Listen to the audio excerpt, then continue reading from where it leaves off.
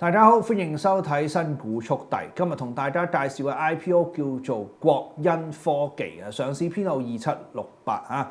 公司方面咧係青島啊，做一啲化工新材料膠原蛋白等等嘅一啲供應商啦。我覺得咧就都係中上咁嘅行業啦，因為最近都興炒啲材料新材料等等一啲產業1月27號開始招股，30號早上9點30分截止認購。上市日係2月4號，發行價格34蚊至42蚊不等，入場費8004蚊多啲集資額就12個億多啲嘅。咁睇翻行業上面咧，我認為嗰個性質咧吸引度中上啦咁集12億相對叫做都中小型預期都有少少炒作嘅意味喺度嘅，有興趣就去參與啦。